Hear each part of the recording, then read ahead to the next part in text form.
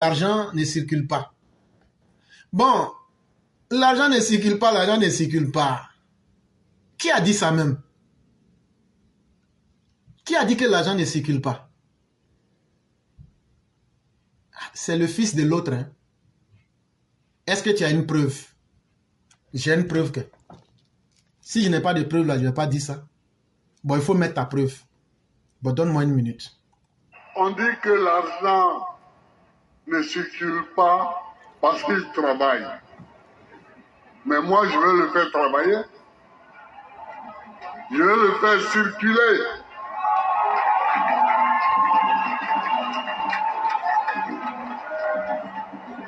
Je veux le faire circuler comme il circulait avant. Je veux le faire circuler comme il circulait avant. C'est quelle histoire? Non, l'argent ne circule plus parce qu'il travaille. C'est quelle histoire?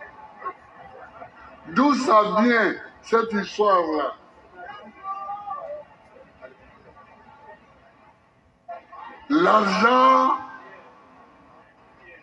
L'argent doit circuler. C'est quand il circule qu'il passe de poche en poche. Nous demandons simplement aux citoyens de travailler pour acquérir l'argent dans leur poche. Et il vient dans leur poche, il sort de leur poche pour le travail, à cause du travail d'un autre, et il va là-bas. Nous allons reprendre tout ça.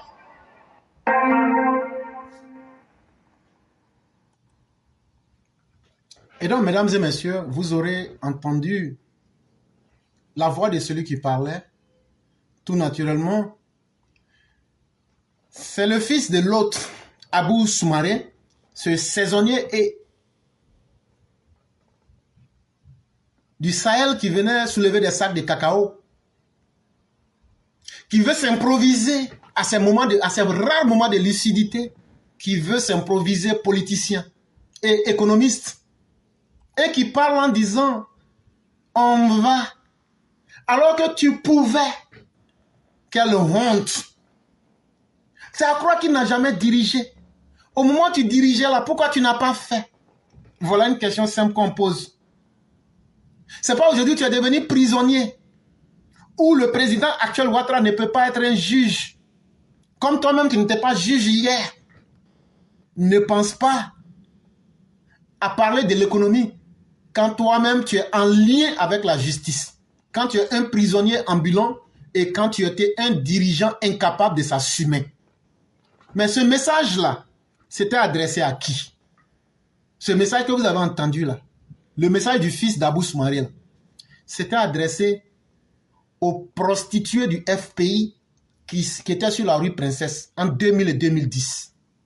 Ce message-là, c'est pour les poclés miliciens entre 2000 et 2010. Ce message-là, c'est pour ceux qui étaient dans les agoras, quand on donnait l'argent facile là. C'est à eux que ce message s'adresse.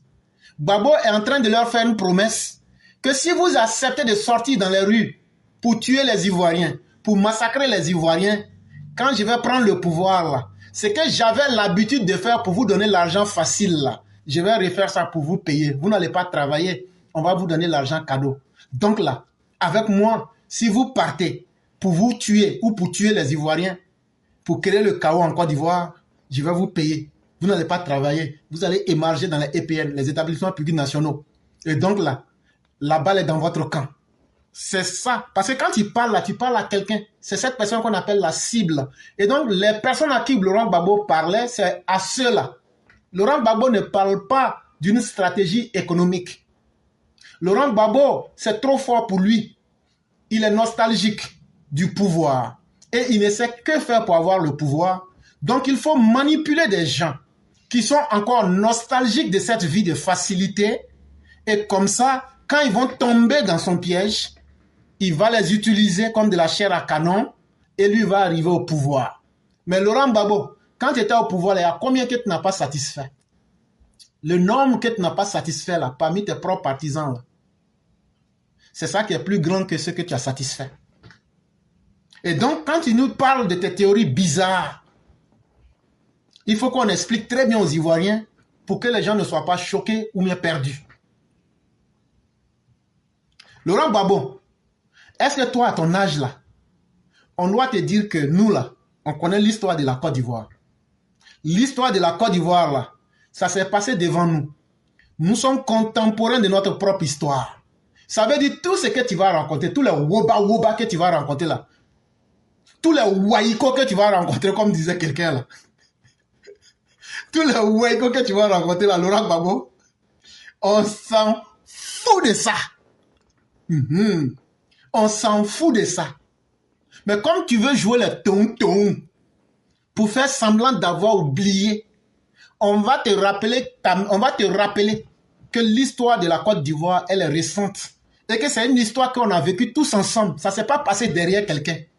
Comme toi, tu veux oublier pour envoyer les enfants des autres à la mort, Laurent Gbagbo, nous, on va te dire que nous, les Ivoiriens lucides, là, notre mémoire est fraîche.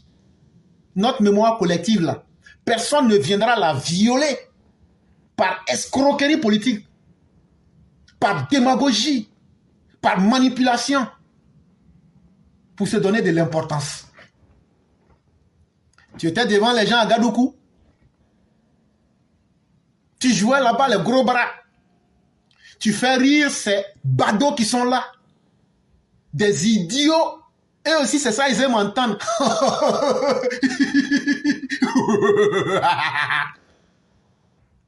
Il faut être un maudit. Celui qui doit venir décider de ton destin là. Toi, tu t'assois et puis tu veux qu'il te fasse rire. Vous pensez que nous, on s'amuse avec Ouattara? Vous pensez que Ouattara s'amuse avec nous? Vous pensez que nous, on est là? C'est causerie de grains, nous, on va faire. Hé, la Côte d'Ivoire là, c'est pas un grain. La Côte d'Ivoire là, c'est pas mensonge d'un soir. Pour dire comme on est là, on peut se défouler. La Côte d'Ivoire là, c'est sur le réel. C'est dans la réalité qu'on va la construire. Ce ne sont pas avec des vauriens, des hommes périmés. Comme toi, Laurent Gbagbo, des gens qui n'ont pu rien faire et qui veulent encore retomber. Et en parlant ainsi, tu prouves que tu n'as aucun bilan politique, mais tu n'as pas fait de mise à jour politique. Ça veut dire que tu es un politicien incapable. Même le fait même de se corriger pour pouvoir progresser, pour proposer quelque chose de nouveau, tu es incapable. Donc tu dis, c'est que j'avais l'habitude de faire là, quand je vais revenir là, c'est ça encore que je vais faire. Hey, on peut être vaurien comme ça. Même le mot vaurien, même en honte de toi, Laurent Gbagbo. C'est les autres qui s'amusent avec toi. Ah non, quand il fait ça, là, quand il fait... Mais quand un vieux se comporte en maudit, on lui dit ça en même temps. Le comportement de Laurent Gbagbo, c'est un comportement maudit. Et là, on lui dit ça, bébé. Toi, tu vas t'amuser avec notre vie. Avec tout le mal que tu as fait aux Ivoiriens, tu vas venir encore t'amuser avec la vie des gens. Ah non, allez à la violence. Si vous faites la violence, je vais vous payer de l'alcool et je vais vous donner l'argent cadeau. Mais Laurent Gbagbo, tu pensais que tu étais en train de parler un mensonge d'un soir? Tu pensais que tu étais au grain à Djoulabougou? Djoulabougou de Gaïwa là. Tu pensais que tu étais là-bas? Ou bien, c'est parce que tu avais bu Koutoukou. Ou bien, tu avais pris drogue ou bien. Parce que toi-même là, si on te dit d'écouter ça là encore, là, ça fait honte à tes militants. Mais comme eux ils sont animalisés, endoctrinés, milicisés, égarés, ils ont honte. Mais comme tu es devenu leur Dieu là, leur faux Dieu envers des terres là, ils font semblant mais ils ont honte de toi. Ça là, c'est que les autres ne veulent pas te dire là. Moi je te dis ça propre. Ça va te piquer dans tes boyaux. Mais moi je m'en niaque. Et puis j'évolue. On dit que l'argent ne circule pas parce qu'il travaille. Mais moi, je vais faire travailler l'argent. Qu'est-ce qui t'a empêché de faire travailler l'argent avant? Bon, quand tu as fait circuler l'argent là-haut, tu dis, je vais faire circuler comme il circulait avant. Ah bon? Toi, tu peux faire circuler l'argent? C'est quelle histoire ça? Hein? L'argent doit circuler. Ok. Laurent Gbagbo, on a compris ce que tu as dit. Tu fais croire aux Ivoiriens que quand tu étais là, la Côte d'Ivoire se sentait bien, tout allait bien. Mais Laurent Gbagbo, tu te trompes gravement.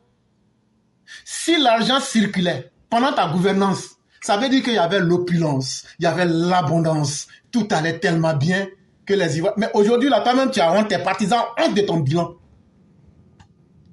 Ça veut dire que l'argent même ne circulait pas. L'argent ne circulait pas, l'argent ne travaillait pas.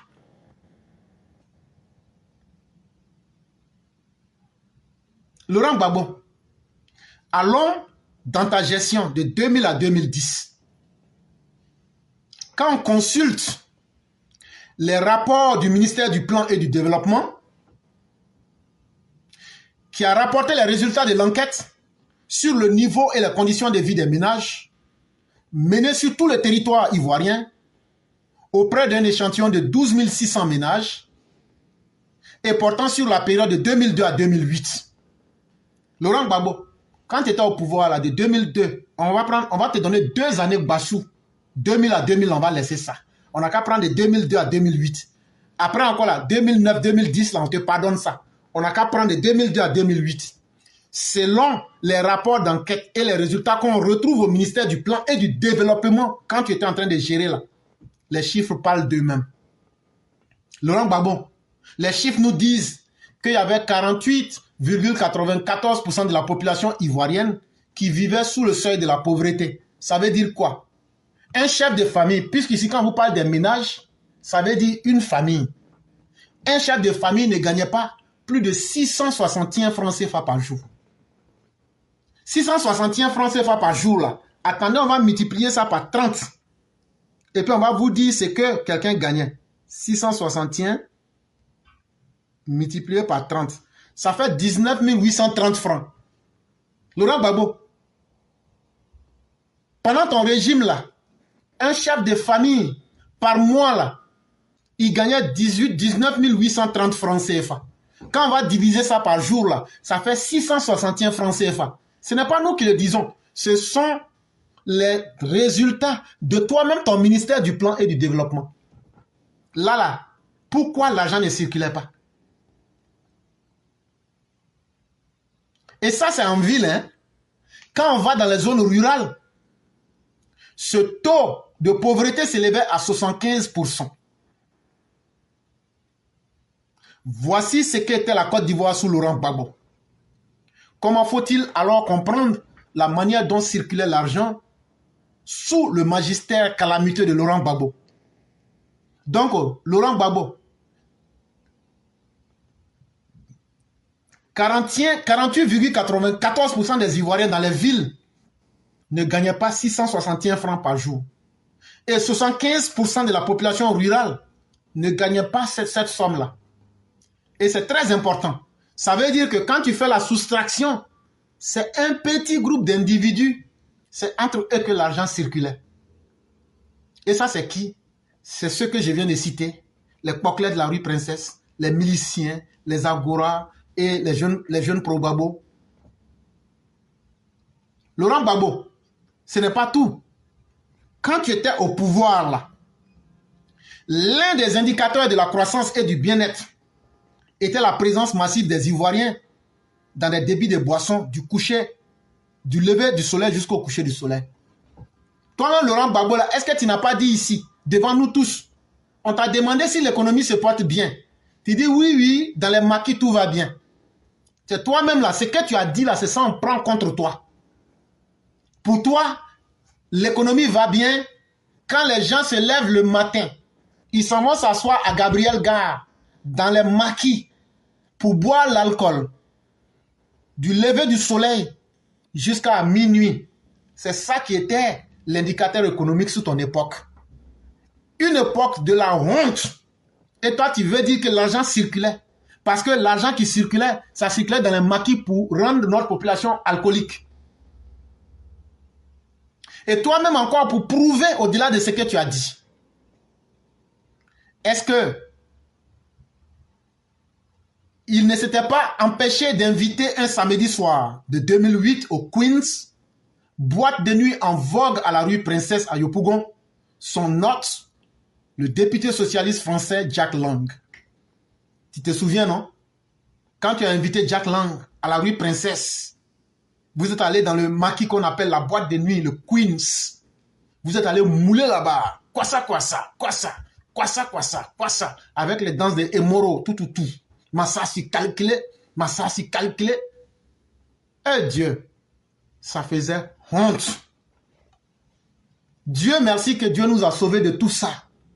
Et tu n'as même pas honte. Tu viens encore, tu ouvres ta bouche pour nous dire, voilà ce qui s'est passé. Si toi tu es fier de cette honte-là, ça fait honte à tous les Ivoiriens.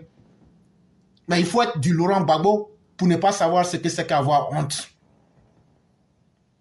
Mais bien sûr, à l'analyse de la politique du chef des refondateurs, le dangereux Laurent Gbagbo, l'attachement de ses citoyens au débit de boissons était une réussite de sa vie politique et sociale.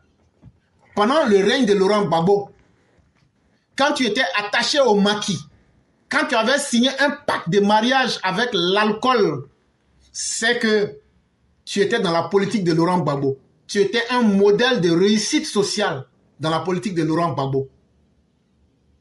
Mais en plus de cela, les week-ends, sous le Woubi de Mama, étaient consacrés à l'organisation des obsèques des proches parents dans l'ouest de la Côte d'Ivoire. Pour la circonstance, la ville de Gagnoa, chef-lieu de région de Mama, était prise d'assaut par des véhicules rutilants, pour la plupart appartenant aux refondateurs. Des moments où l'alcool, le sexe était au rendez-vous. Pendant ce temps, les infrastructures publiques, bâtiments publics, les routes d'accès aux villes, les voies de circulation perdaient leur lustre d'antan. Laurent Gbagbo, à partir de vendredi midi, mais c'était gâteux. Faut pas avoir voiture en train de partir à l'ouest. On s'en va faire funérailles. Vous les femmes mariées qui êtes partis là-bas, là, vous savez ce qui s'est passé là-bas. Ne mangez pas votre piment dans ma bouche. Vous étiez devenus les objets d'amusement de ces gens-là. Vous partiez là-bas avec eux là-bas pour faire ça là-bas avec eux. Vous savez de quoi je parle? Donc ne mangez pas votre piment dans ma bouche.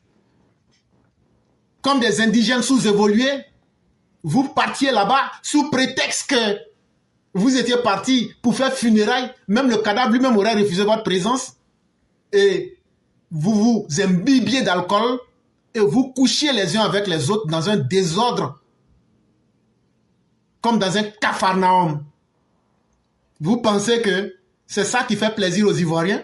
Vous pensez que votre vie débridée et votre vie libidinale, ça nous intéresse? Et donc c'est à ceux-là que tu parlais.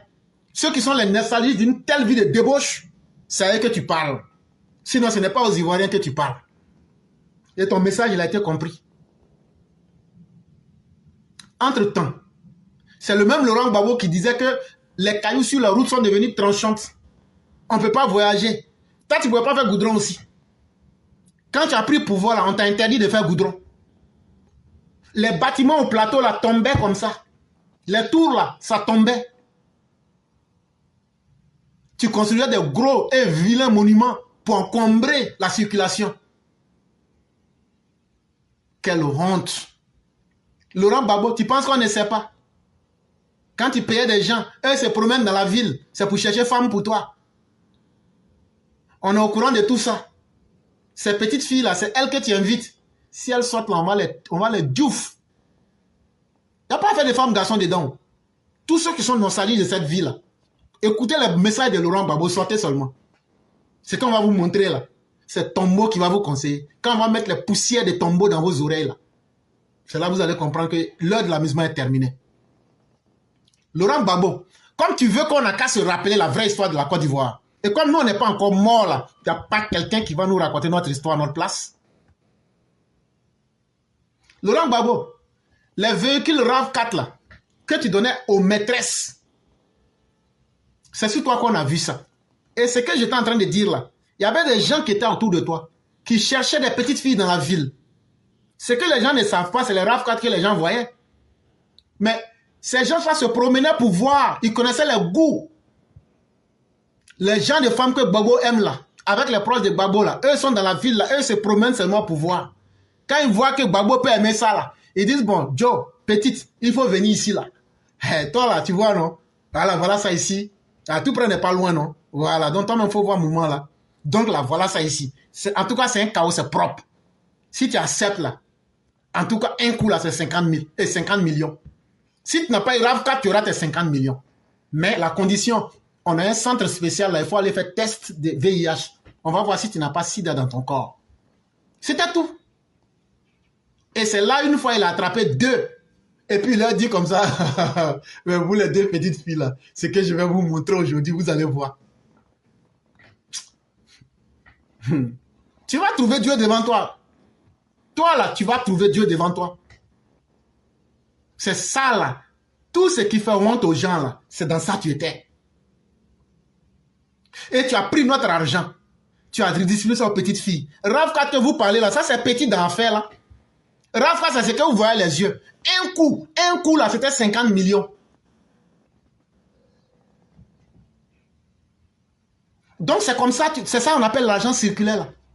Tu appelles une poids claire, tu fais un coup, tu donnes 50 millions, ou même tu dis, faut choisir entre RAV4 et puis 50 millions. Les petites filles étaient devenues impolies.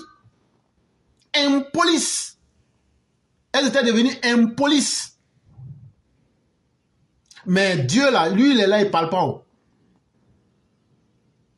Mais aujourd'hui là, à savoir si beaucoup n'ont pas sida. Et c'est comme ça que vous avez dilapidé l'argent des impôts des Ivoiriens. Toi et puis tes collaborateurs. Et aujourd'hui, vous voulez vous moquer des Ivoiriens. Hein? Laurent Gbagbo, l'argent des cafés cacao. Quand il y a eu les audits du cabinet KPMG et Sec Diarra, quand les institutions de Bretton Woods t'ont dit là, si tu ne fais pas audit, ou tu as arrêté les tapés de haute là, si tu ne fais pas là, Laurent Gbagbo, c'est pas bon pour toi. Tu étais obligé de faire. Les cabinets qui ont fait là, on a les rapports. Le cabinet KPMG et le cabinet Sec Diarra, Sec la SEC et puis Diarra. Quand ils ont fait, quels étaient les résultats? Plus de 370 milliards de francs CFA disparus en 2002-2008. Ah oui, il faut qu'on dise ça aux Ivoiriens. L'argent là, c'est parti où? L'argent circulait, mais c'est parti où? Les Ivoiriens n'ont jamais vu clair dans ça. Ça, il faut qu'on explique aux Ivoiriens. Les organes touchés, les organes où vous avez volé l'argent là, on les connaît. Le fonds de régulation et de contrôle, vous avez volé 183 milliards là-bas.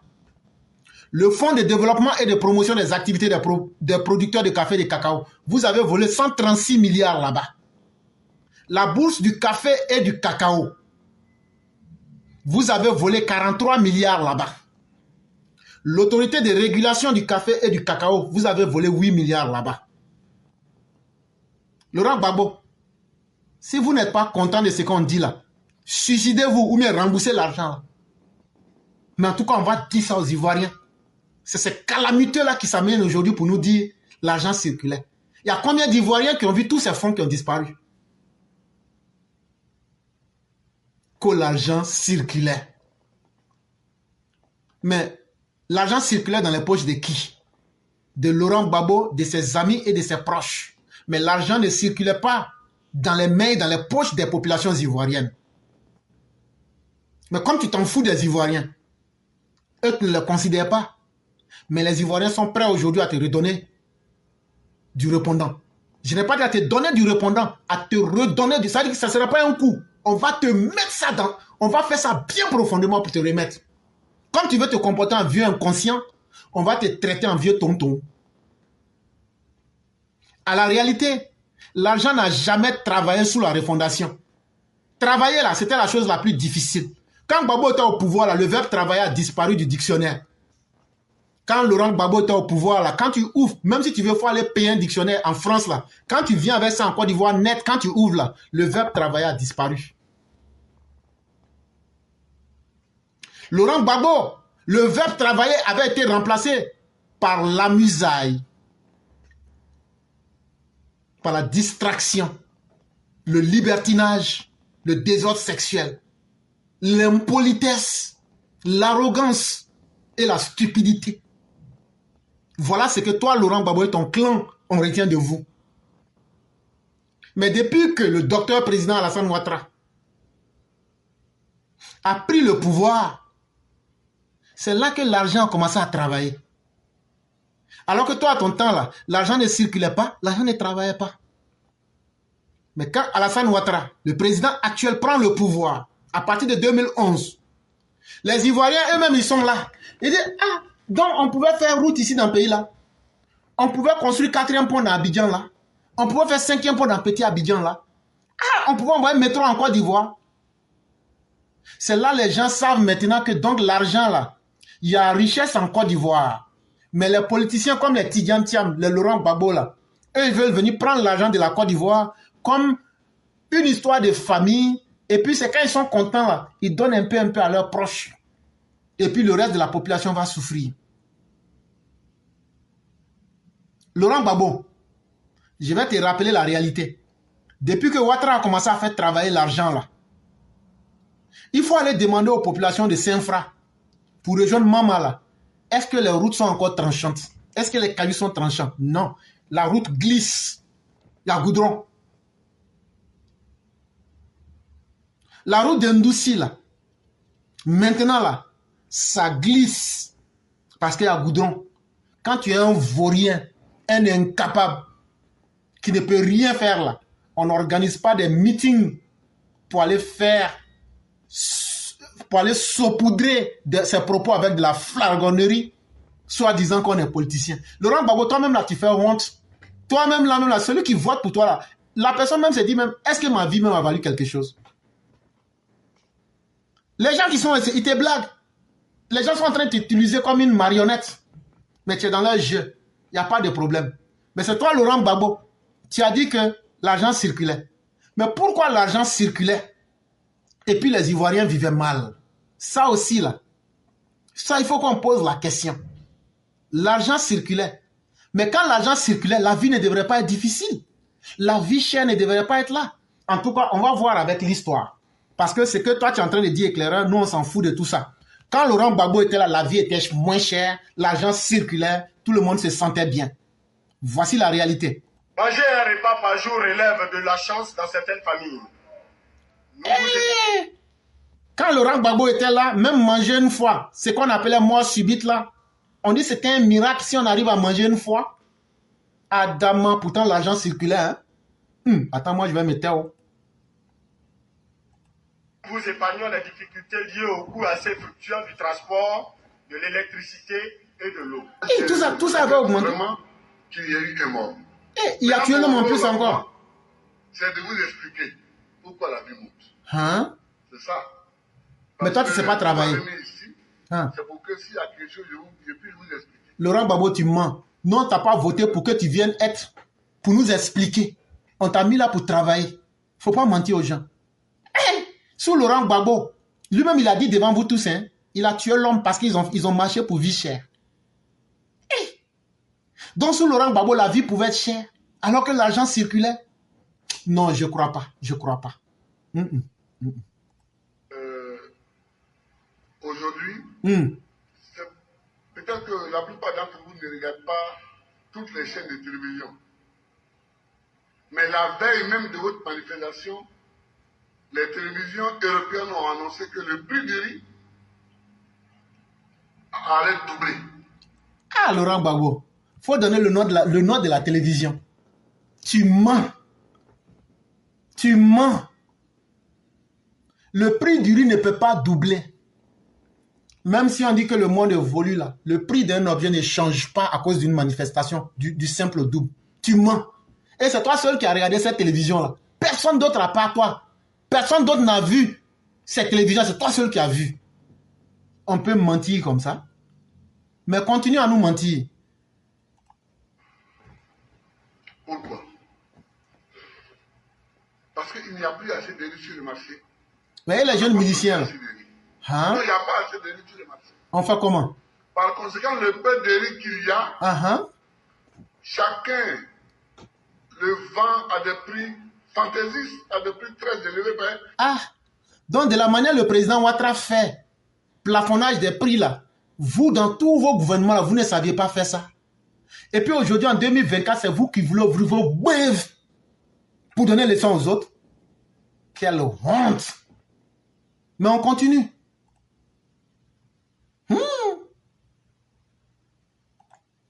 Si tu ne veux pas, tu laisses. Il y aura quelqu'un pour prendre. Faut pas nous parler mal. Toi et puis tes camarades là, vous pouvez prendre. Mais nous autres, la majorité de la population, faut pas nous parler mal. On sait que tu vaux rien, mais faut pas nous parler mal. Le prix triple, le prix double, triple, quadruple. Et nous n'avons pas les moyens, nous, d'arrêter cette famille de publier ça de l'autre. Ah, Laurent Gbagbo, avec l'argent qui circule, l'argent doit pouvoir régler le problème. Non, faut pas nous dire ça, tu gâtes ton nom. Hein. Tu gâtes ton nom. Non, là, non. Là, tu gâtes même ton nom. Ah, l'argent circulait? Non, faut pas gâter ton nom. Pardon, faut pas faire ça. Ça ne dépend pas de nous. La seule chose que nous pouvons faire, c'est de dire, les frères, allons cultiver les riz, produisons beaucoup de riz pour notre consommation intérieure. C'est ça qu'on peut dire. Est-ce que tu as dit ça aux jeunes? Politiciens menteurs, politiciens flagonneurs, politiciens démagogues. Est-ce que tu as dit aux jeunes gens, allez cultiver riz? C'est pas toi qui leur disais d'être milicien? C'est pas toi qui les prenais pour aller lutter avec les Lima FS? Avec les miliciens? Depuis quand? Montre-nous un seul discours de Laurent Gbagbo où tu as invité les jeunes à aller travailler. Mais tu as pu leur donner des armes. Comment ils peuvent avoir des armes et en même temps être au champ? Ne sois pas malhonnête jusqu'à ce point. Quand même. Mais le riz qui arrive, je vous assure, le prix a grimpé et le prix n'a pas cessé de grimper encore. Ok. On a compris tout ça. Faut pas nous répéter les mêmes choses. Politiciens sans stratégie, tu ne fais que répéter la même chose. On s'en fout de ça. Maintenant là, qu'est-ce que toi et puis ton meilleur premier ministre Soro vous avez fait? Vraiment, le gouvernement de Soro a beaucoup de défauts. Ouais. Ah bon? Mais donc demain, si on dit vos défauts, le gouvernement de Soro, toi tu es le chef du gouvernement de Soro, donc tu nous reconnais devant tout le monde ici que pendant que tu étais là, tu avais beaucoup de défauts. Il n'y a pas de problème, il faut continuer. Ce n'est pas la faute du gouvernement de Soro. Ni la faute du président de la République. Ah. Donc c'est la faute de qui? Manger un repas par jour relève de la chance dans certaines familles. Ok. Donc c'est la faute à je n'ai pas de chance. Voilà dans quel régime d'irresponsabilité nous vivions. Et Laurent Gbagbo, je vais encore plus loin. Je vais encore plus loin. Laurent Gbagbo, tu dis que l'argent circulait. Mais tu as laissé la Côte d'Ivoire, tellement l'argent circulait là. Tu as laissé la Côte d'Ivoire dans quel état? Tu as laissé la Côte d'Ivoire dans quel état économique? En 2010, au moment de la fin de mon pouvoir, la dette totale était de 7 760 milliards. Hein? Je n'ai pas à comprendre. Je n'ai pas à comprendre. Faux répétition. En 2010, au moment de la fin de mon pouvoir, la dette totale était de 7 760 milliards. D'après les Djoula Mogolou, 7600 milliards. Ça veut dire 1 million là. Tu comptes 100 000, tu mets ça à côté. Tu comptes ça 7600 fois. L'argent là peut remplir toute la Côte d'Ivoire. Mais l'argent là, allait où? D'après les Dula, Mogolou, Adama. Donc eux aussi peuvent prendre dette et puis laisser dette. Ah! Ça, Gbagbo, tu as fini par gâter tout ton nom. Ça, on ne comprend plus rien dedans. Le grand Laurent Gbagbo a pris crédit jusqu'à il a laissé 7600 milliards de dettes à la Côte d'Ivoire. On n'a pas vu réalisation, on n'a pas vu pont, on n'a pas vu route. L'argent circulait, mais les Ivoiriens n'ont jamais vu odeur et couleur de l'argent. Tout ce que je peux dire simplement, c'est ce que nos parents à Caen disent. Mao! Mais ce n'est pas tout. Si le drame s'arrêtait là encore, j'aurais pu dire que nous ferions l'économie du désastre. Mais j'ai encore de bien mauvaises nouvelles à vous annoncer. Ce même Laurent Gbagbo là nous a dit que lui n'a pas d'arme pour produire l'argent et qu'il ne va pas augmenter les salaires des fonctionnaires. Alors qu'en ce moment-là, l'argent circulait. L'argent circulait. Mais Laurent Gbagbo ne pouvait pas donner l'argent à ceux qui travaillent.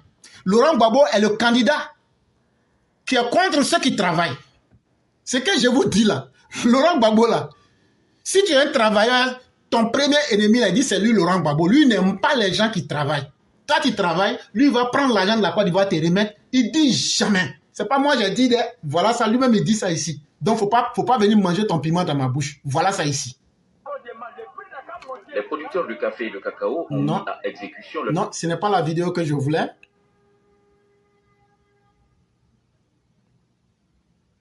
Voici la vidéo que nous cherchions.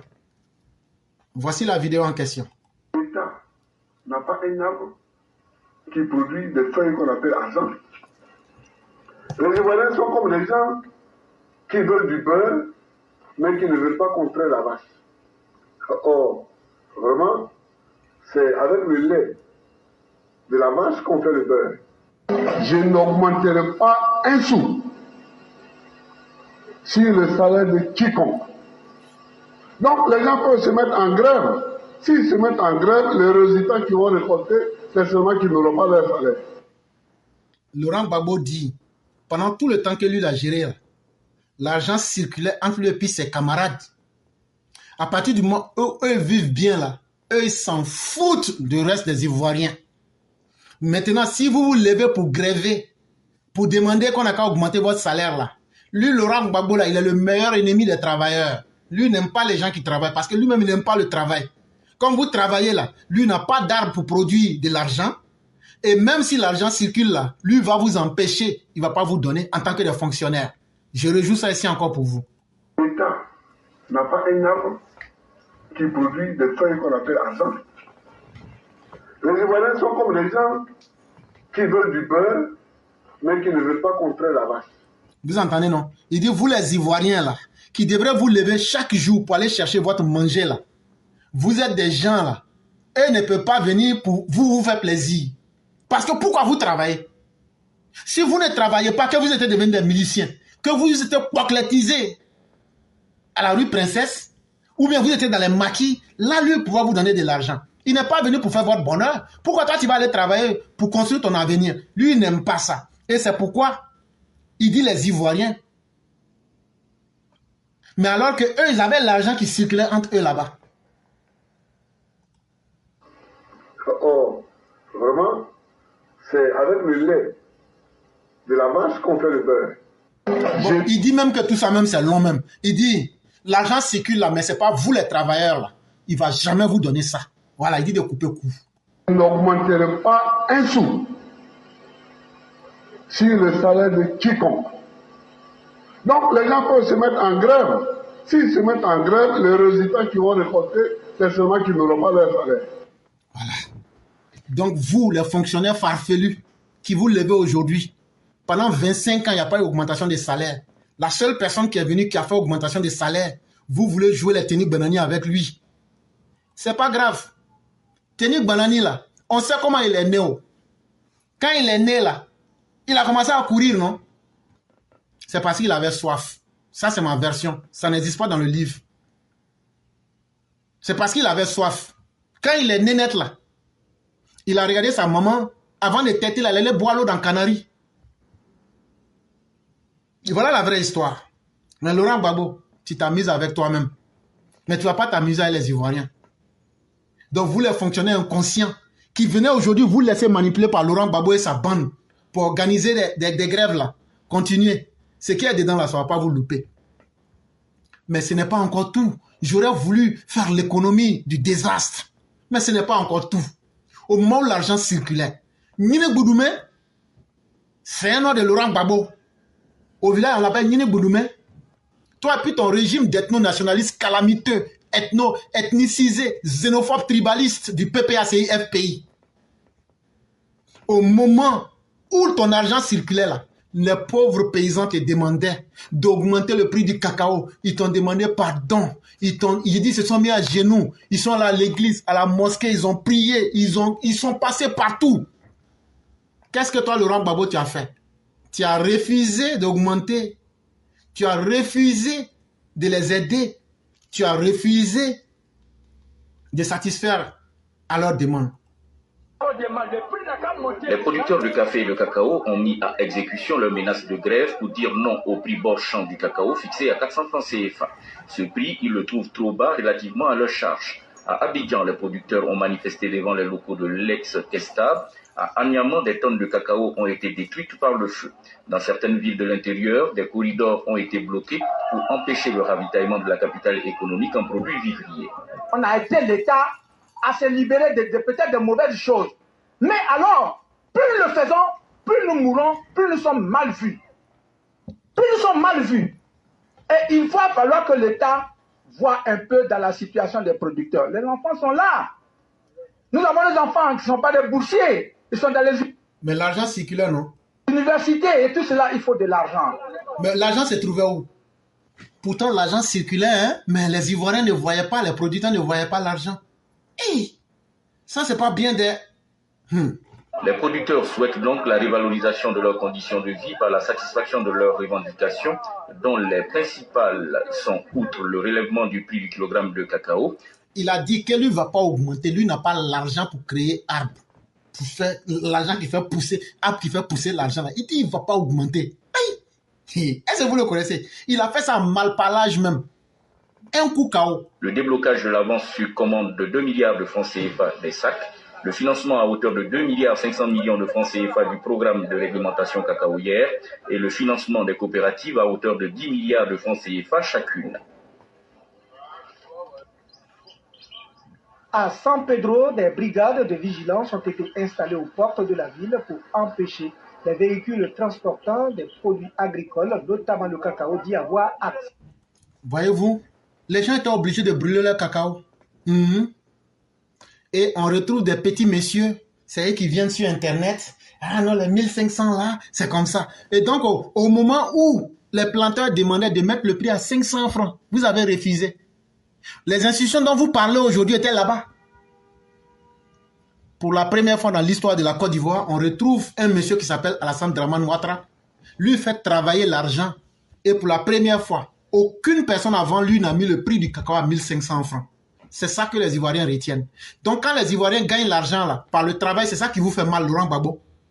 En tout cas, cette période-là, elle est finie. Et les Ivoiriens, à travers tes propos, ont vu ton vrai visage. Laurent Gbagbo, tu es un sorcier. Laurent Gbagbo, Gouzagnon, tu es un sorcier. Laurent Gbagbo, tu n'aimes pas les Ivoiriens. Tu n'aimes pas les Ivoiriens qui veulent travailler pour gagner de l'argent. Tu veux que les Ivoiriens se prostituent. Tu veux que les Ivoiriens deviennent des alcooliques. Tu veux que les Ivoiriens deviennent des miliciens. Plus jamais. C'est ça qui te fait mal. Et c'est pourquoi tu luttes pour prendre l'argent de la Côte d'Ivoire pour redonner ça à des gens comme les Stéphane Kipré. C'est comme ça que l'argent circulait entre vous. Et puis les Ivoiriens sont là, ils ne mangent pas, ils meurent. Et puis tu tires sur eux pour les tuer en plus. Mes chers parents, ce n'est pas tout. Ce que Laurent Gbagbo a fait aux paysans, pendant que les paysans demandaient d'augmenter le prix du cacao à 500 francs là, non seulement Laurent Gbagbo n'a pas augmenté, mais qu'est-ce qu'il a fait aux paysans? Les 187 milliards dont je vous ai parlé, qu'il a détourné là, à côté encore là, il a détourné encore 14 milliards 350 millions de francs CFA. Et là, je vais vous parler un peu de cette histoire là. Vous voyez, quand la guerre a éclaté là, il y a des gens qui étaient dans les zones de l'Ouest qui ont été victimes de guerre. Quand ils ont fui pour venir à Abidjan, Laurent Gbagbo a envoyé des commissions pour aller rencontrer les Amouzou Kassi Henry. Amouzou Kassi Henry, là, il était le président du comité de gestion du FDPCC. Laurent Gbagbo envoie des gens, il faut aller leur dire qu'actuellement il y a la guerre, et comme c'est comme ça là, ils n'ont qu'à envoyer leur contribution de guerre, on va essuyer les âmes de nos parents, les larmes de nos parents qui sont venus en ville là. Eux aussi ils disent il n'y a rien. Donc le 11 décembre 2003, Monsieur Amouzou Kassi Henry fait un chèque. Le montant sur ce chèque là, c'est un montant de 2 milliards. Retenez bien ce que je vous dis, 2 milliards. Ça veut dire 1 million sur 1000 deux fois. Le numéro du chèque là, c'est le C. C en grand caractère, AA deux fois en grand caractère, numéro 4 7 9 7 4 7 7 du 24 11e mois 2023. Quand ils font ce chèque là, on remet à Laurent Gbagbo. Mais le chèque ne lui a pas été remis directement. Le chèque a été remis au directeur financier de Laurent Gbagbo. Le directeur financier de Laurent Gbagbo, là, il s'appelle Jacques Anouma. Qui dit qu'il ne connaît pas Jacques Anouma dans le pays, là? Jacques Anouma prend le chèque. Et puis, le chèque, là, on n'a plus entendu parler de ça. Les paysans disent, mais on a fait publicité qu'ils ont pris 2 milliards dans le FDPCC pour que nous l'on puisse essuyer nos larmes. Nous, les planteurs qui avons fui des zones de guerre. Mais l'argent, là, nous, on n'a pas vu la couleur, on n'a pas vu l'odeur. Là, quand les questions ont commencé, c'est devenu un peu dur. C'est là Jacques Anouma dit, le jour qu'il sera interrogé par le juge d'instruction le 17 février 2009, quand un juge d'instruction vient l'interroger sur le comment et le pourquoi l'argent n'a pas été donné aux planteurs, j'ai bien dit le 11 décembre 2003, c'est ça, le 11 décembre 2003, le chèque CAA numéro 47 97 47 7 du 24 11e mois 2003, 2 milliards remis à monsieur Anouma. Jacques, directeur financier de Laurent Gbagbo à la présidence. L'argent là, ils ont 20 mois. Celui qui a remis l'argent, c'est le président du comité de gestion du FDPCC, monsieur Amouzou Kassi Henry. Ils disent qu'ils vont prendre l'argent là pour essuyer les larmes des planteurs qui ont fui les zones de guerre et qui sont venus s'installer à Abidjan. Mais l'argent là, ils ont fait disparaître. Gbagbo a fait disparaître l'argent là. 6 ans après, le 17 janvier 2009, quand un juge d'instruction est venu, parce que les gens avaient mis, je vous ai parlé d'un audit de KPGM avec Sac Diarra, quand ils ont mis la pression sur eux là, ils ont fait venir des juges d'instruction le 17 janvier 2009. Ils ont demandé à Anouma, tu as reçu le chèque là? Il dit oui, oui. Mais c'est comment? Et là, ce que je vais vous dire là, je vais vous dire ça de la manière dont il a parlé. C'est comme ça que je vais dire sans changer de mot. Voici ce que Jacques Anouma, le directeur financier, a répondu au juge d'instruction le 17 février 2009. Voici ce qu'il dit. Ce chèque est effectivement parvenu à la présidence, mais les modalités de répartition des fonds concernés n'ont pas été déterminées. À ce jour, aucune demande de répartition n'a été faite. Si d'aventure des demandes de cette nature étaient dûment faites, les dispositions seraient prises pour y faire face. Mensonge. Il ment. Il ment. Parce que, après qu'il ait dit ça là, les gens se sont constitués en collectif et ils ont posé plainte contre la présidence de la Côte d'Ivoire le 29 août 2009. Que eux là, 2 milliards là, n'ont pas reçu. Et l'avocat qui les représentait s'appelle Maître Aka Narcisse. Ils ont porté plainte contre la présidente de la République pour détournement de fonds. Mais le procureur de la République, qui était en ce moment en 2009 là, n'a pas daigné donner suite à la plainte. Et donc, ce que j'ai dit là, les gens vont dire que non, toi tu es là, tu mens. Donc, ce que je vais faire, vous permettrez que je mette le lien. Quand je vais mettre le lien dans le direct, tout le monde, vous allez aller lire là-bas. C'est une langue. Moi, je n'ai fait que le résumé. Mais vous permettrez que je mette le lien ici pour que vous partiez vérifier. Voilà, je viens de mettre le lien. Je vais mettre encore deuxième fois, troisième fois. Là, quand le lien est là comme ça, là, vous partez vous-même et puis vous lisez ça correctement et puis vous allez voir tous les détails qui sont dedans pour ne pas que quelqu'un vienne pour vous mentir ici ou même pour vous tromper. Ici, là, on ne peut pas mentir à quelqu'un. On vous donne les choses, on vous met en face de la réalité et on vous donne les preuves pour ajouter dessus. Je vais encore mettre encore 5e fois et puis 6e fois. Voilà. Là, quand c'est comme ça, il n'y a pas quelqu'un qui va venir dire non, moi j'ai lu, je n'ai pas vu. J'ai mis le lien, ça est là. Tout le monde peut voir. Donc là, c'est ce Laurent Gbagbo là aujourd'hui qui veut venir nous parler. Mais ce n'est pas tout, Laurent Gbagbo. On va te rappeler qui tu es et le mal que tu as fait aux Ivoiriens. Laurent Gbagbo, quand tu quittais la Côte d'Ivoire là, le taux de pauvreté il était à quel niveau? Le taux de pauvreté était à quel niveau? Selon le rapport du gouvernement, en 2011, le taux de pauvreté était à 55,5%. Attendez, je vais mettre le lien. Ici, là, c'est preuve contre preuve. Je vais mettre ça une fois, 2 fois, 3 fois, 4 fois. Ça encore, là, j'ai mis le lien. Tout ce que je dis, là, on ne saute pas. On met les liens. Tout le monde va aller vérifier en temps réel.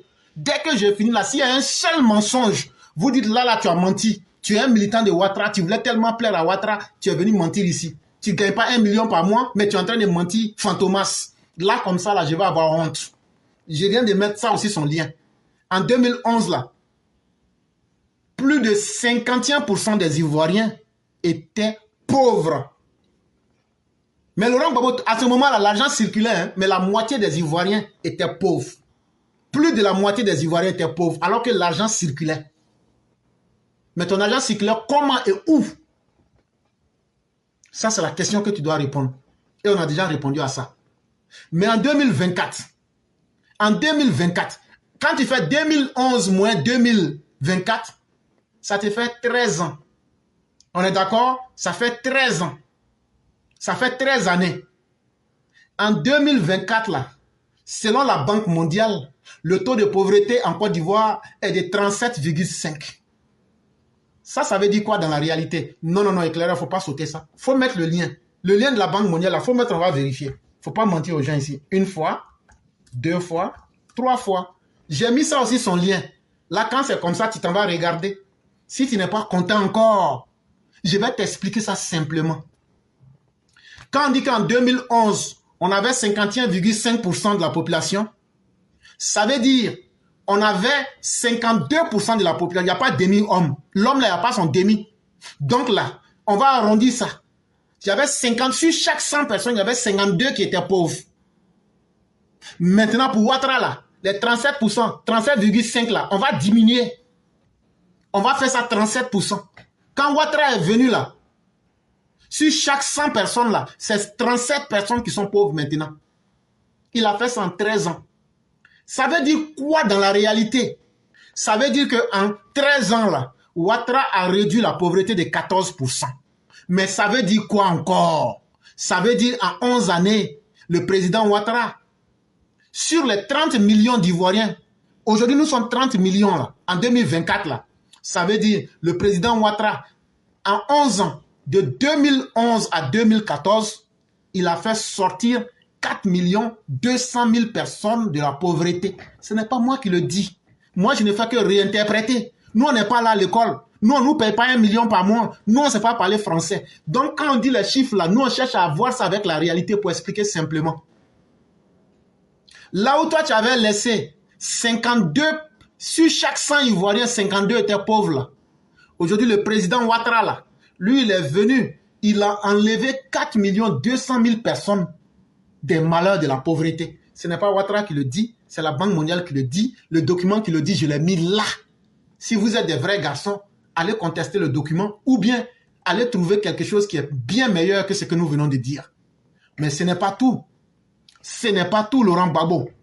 Alors que c'est ça qu'on appelle quand l'argent travaille là. C'est que quand l'argent est venu dans la poche des 4 200 000 personnes là, c'est ça qu'on appelle l'argent travail. Est-ce que tu as compris? L'argent que vous volez entre vous là, c'est ça qu'on a mis dans la poche des Ivoiriens pour les faire sortir de la pauvreté. Tout le monde a compris ça. Qui ne se souvient pas que le président Ouattara a augmenté les salaires ici et tous les fonctionnaires étaient contents. Ça, c'est l'année surpassée que ça s'est fait en fin d'année. En fin 2023 là, le président Ouattara a augmenté tous les salaires. S'il y a quelqu'un qui est garçon pour me dire que c'est faux là, dites que c'est faux seulement. On va vous mettre les vidéos comme de la manière on a mis pour Babo là. Bon, on n'a qu'à laisser ça. Donc l'argent là, quand il travaille, donc Ouattara lui donne l'argent à ceux qui travaillent. Contrairement à Laurent Gbagbo qui dit, vous qui travaillez, je ne vais pas vous augmenter. Le président Ouattara dit, si vous ne travaillez pas, je ne vous augmente pas. Si vous travaillez, je vous augmente. Et quand les gens travaillent, il les a augmentés. Bon, on n'a qu'à laisser ça. L'argent travail, ça veut dire quoi? Quand on dit l'argent travail là, l'autoroute que vous voyez Abidjan-Bassam là, en fait, l'autoroute là commence depuis Monrovia, depuis le Libéria. Ça doit finir à Abuja. Chaque pays doit faire pour lui. Quand la Côte d'Ivoire a fait pour lui là, et puis on a mis péage là, vous savez combien l'autoroute là a coûté? L'autoroute Abidjan-Bassam là, ça a coûté 154 milliards 660 millions de francs CFA. Allez demander aujourd'hui aux gens qui vont à Bassam là, si leur vie est devenue facile ou pas. C'est dans ça que tu sens le bénéfice de l'argent travail. Quand l'argent crée les conditions pour faciliter la vie des gens, les gens savent que l'argent travaillé là, c'est mieux que l'argent circulé. Il faut aller demander s'ils ne sont pas contents aujourd'hui. C'est eux-mêmes qui vont t'expliquer. On n'a qu'à laisser ça. Le barrage hydroélectrique de Soubré, est-ce qu'il n'y a pas de barrage qui a été construit là-bas? C'était dans les projets d'Oufoué, ils n'ont pas pu réaliser. Le projet là a coûté 330 milliards de francs CFA. Allez demander aujourd'hui si ce projet là n'est pas utile à tous ceux qui sont dans la zone. Est-ce que ce projet n'a pas créé des emplois? C'est ça qu'on appelle l'argent travail. On n'a qu'à laisser ça. La ville d'Abidjan là, au moment où tu quittais le pouvoir Laurent Gbagbo, il y avait un problème d'eau. Les gens ne gagnaient pas l'eau pour boire. Puisque tu n'as rien fait pour aider. L'argent circulait, mais l'argent ne pouvait pas aider les Ivoiriens. Quand le président Ouattara est venu là, il y a une ville là. C'est pas loin d'Abidjan. On appelle ça Bonois. Le gouvernement ivoirien a mis en place des stratégies pour créer des châteaux d'eau. Tu sais combien ça a coûté? Pour soulager Abidjan en eau. Tu sais combien ça a coûté? 149 milliards 73 millions de francs CFA. 149,73 milliards de francs CFA. C'est ce que ça a coûté. Aujourd'hui, là, il n'y a pas coupure d'eau à Abidjan. Laurent Gbagbo, quand on dit l'argent travaille là, quand tu es venu là, tu as vu le pont Henri Konan Bédié, non? Ça, c'est conséquence quand l'argent travaille. Tu as vu le 4e pont, non? Ça, c'est conséquence quand l'argent travaille. Le 5e pont, là, tu vois ça tous les jours, non? Ça, c'est quand l'argent travaille, on fait ça. Et ça, c'est utile pour tous les Ivoiriens. Mais quand l'argent circule dans la poche des hommes comme vous, un petit groupe là, ça, c'est pas bon. Mais éclaire tout ce que tu as dit là-haut. Est-ce que tu as les preuves? Oui, que. Bon, attends, je vais mettre preuve là. Faut pas, on va venir dire que j'ai menti encore. Là encore, tout ce que j'ai dit là, tu peux ne pas aimer, hein, mais c'est pas moi qui va accuser. Je vais mettre là, voilà, 1 fois, 2 fois, 3 fois, 4 fois. Voilà la preuve encore, j'ai mis. On dit le mensonge là, c'est un mensonge qui est difficile à défendre. Mais la vérité là, c'est tellement facile pour défendre la vérité. C'est pas moi qui j'ai créé les ponts là, c'est pas moi qui j'ai fait l'autoroute là. Quand c'est fait là, la réalité là devant tout le monde. Ce que moi j'ai fait là, moi je viens pour répéter. Pour que les Ivoiriens comprennent que les politiciens là doivent être des gens qui doivent travailler pour le bonheur des Ivoiriens et non faire dans du bavardage ou bien dans des propos de grains ou bien dans des mensonges d'un soir. On n'a qu'à laisser tout ça là. L'argent travail, ça veut dire quoi? En français simple, quand on dit l'argent travail là, en 2011, il y avait combien de localités qui étaient électrifiées? Quand nous on parle là, on est tellement terre à terre que tout le monde peut comprendre. En 2011, il n'y avait que 33% de localités en Côte d'Ivoire qui étaient électrifiées en 2011. Et les gens vont mettre 33%. Hey, moi j'ai fait mes recherches. 2851 localités, c'est tout. En 2011, il n'y avait que 2851 localités qui étaient électrifiées. Mais aujourd'hui, en 2024, on a 7508 localités qui ont été électrifiées. On est passé de 33% à 88% des localités en 2023. Ça veut dire quoi en français simple? Ça veut dire que Ouattara seul a électrifié 55% de toutes les localités de la Côte d'Ivoire. Quand le régime de Bédié, le régime d'Oufoué, le régime de Guy Robert et le régime de Laurent Gbagbo n'ont pu faire que 33%. Alassane Ouattara seul, en 11 années, a fait 55%. Entre 55 et puis 33, qui est le plus grand. Alassane Ouattara seul a travaillé mieux que vous tous. Et à partir de 2025, là, il va faire 100%. Toutes les localités de la Côte d'Ivoire seront couvertes en électricité. Ça, là, c'est l'argent qui permet de faire ça. Et l'un des bénéfices du taux d'électrification, les gens ont l'électricité, les enfants peuvent étudier, ça ouvre de nouveaux commerces. Mais ce qui est le plus intéressant, quand on a fait des barrages comme le barrage de Soubré et autres là aujourd'hui, là, ça fait que la charge n'est pas, la charge de produire l'électricité est diversifiée. Et qu'est-ce que ça a permis de faire? Quand j'ai poussé les recherches un peu plus loin, grâce à l'argent qui travaille, en 2011, là, il y avait des coupures d'électricité en Côte d'Ivoire. Quand on a calculé le temps moyen de coupure d'électricité, ça faisait 47 heures par an. 47 heures par an. Les Ivoiriens étaient dans l'obscurité. Quand il y a coupure d'électricité, ça fait 1 heure, ça fait 2 heures, ça fait ça, attends. Quand on a calculé en 2011, là, l'ensemble de toutes les coupures, là, ça faisait 47 heures par an. En 2011. Mais aujourd'hui, là, on est passé de 47 heures à 29 heures par an en 2023. Ça veut dire, même couper courant, là, c'est plus trop comme ça encore. Toutes les fois que tu entends que courant est coupé, là, ça ne dépasse pas 29 heures. Ça veut dire aujourd'hui, là, courant ne peut pas être coupé en Côte d'Ivoire plus d'une journée. Alors que 47 heures, si tu ajoutes une seule heure, ça fait 48 heures. Et donc, ce sont les bénéfices quand l'argent travaille là. Le courant lui-même n'a pas le temps de se couper. Parce que les investisseurs sont là. On a un devoir de responsabilité pour ne pas les décevoir. Mais là où les choses deviennent encore plus intéressantes, parce que nous sommes des intellectuels. Et nous ne pouvons pas nous amuser à dire des choses. Et nous ne pouvons pas nous amuser à compliquer les choses pour les gens.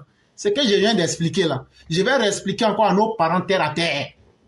Si d'autres ont compris, Dieu merci. Mais ceux qui n'ont pas compris là, je vais vous faire comprendre ça maintenant propre. On va aller doucement. La Côte d'Ivoire a pris son indépendance quand? La Côte-d'Ivoire à prendre indépendance 1960.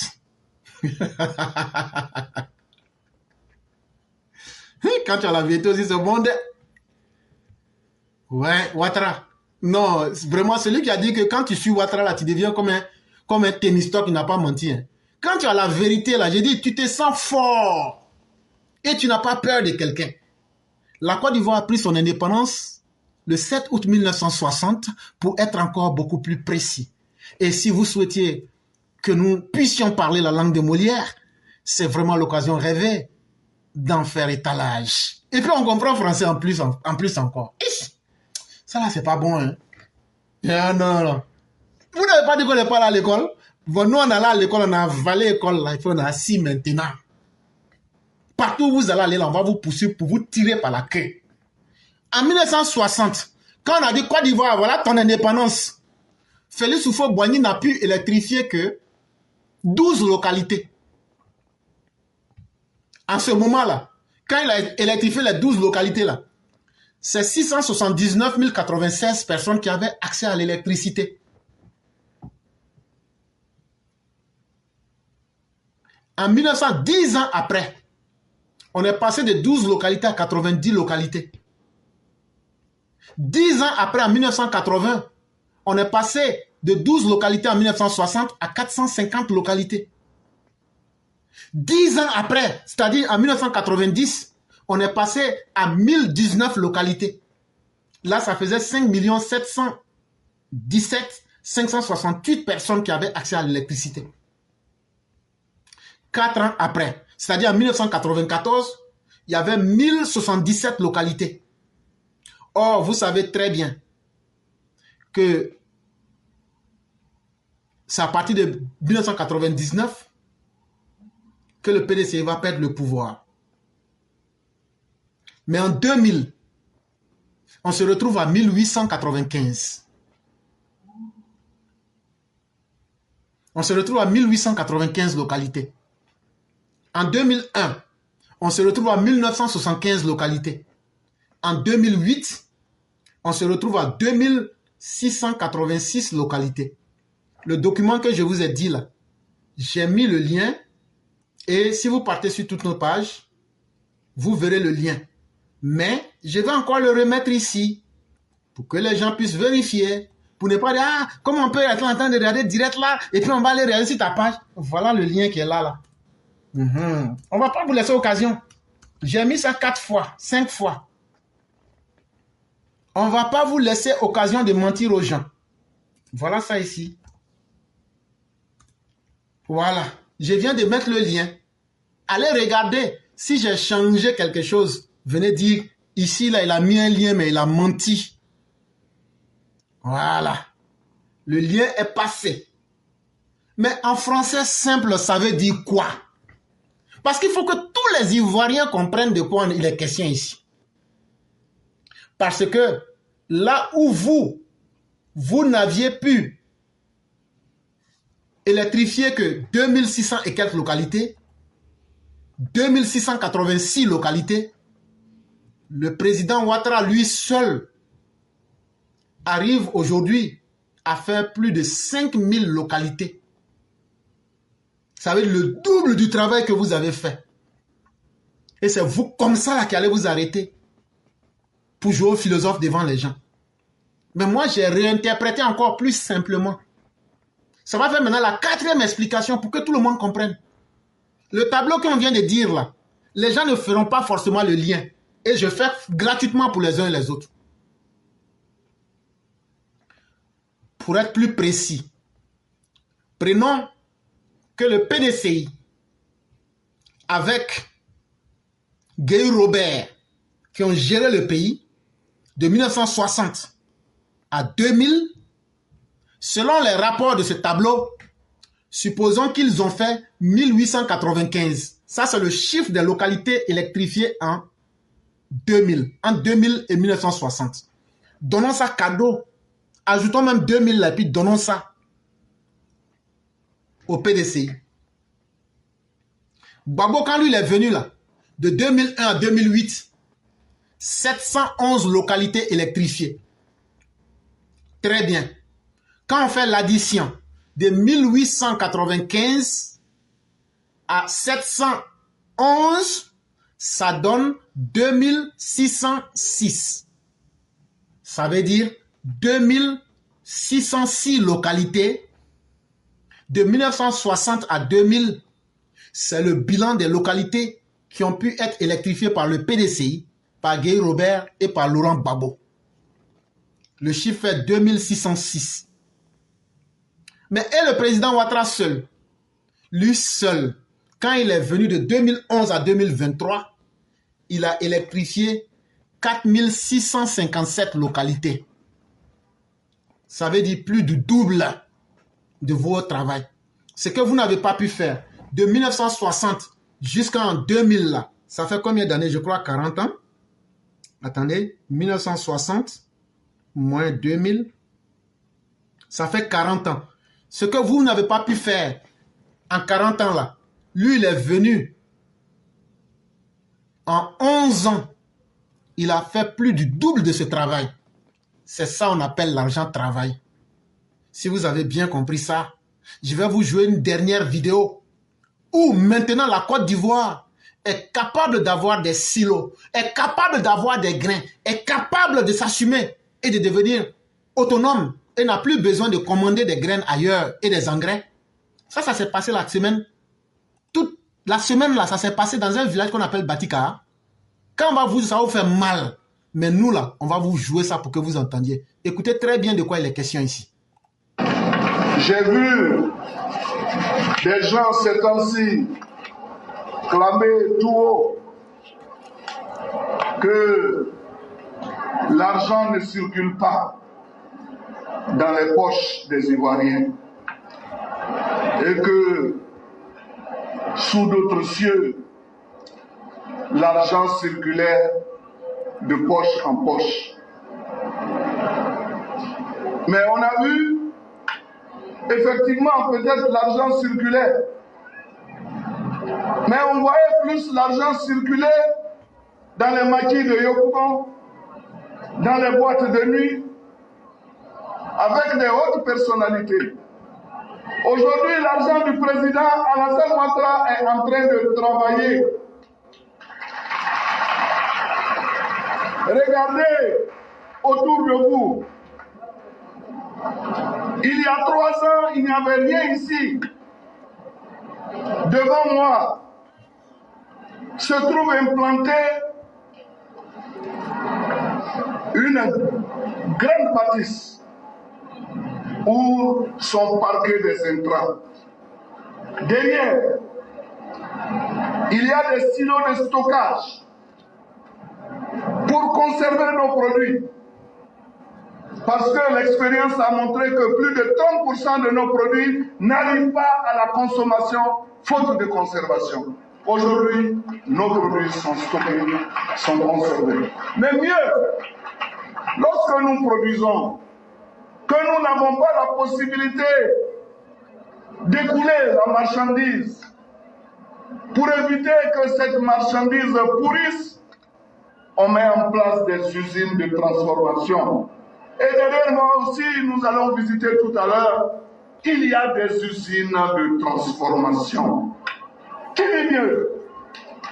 Et le président Alassane Ouattara, en permettant qu'il y ait des investissements, c'est pour travailler afin que l'argent arrive. Une fois que l'argent arrive, alors il pourra circuler de poche en poche.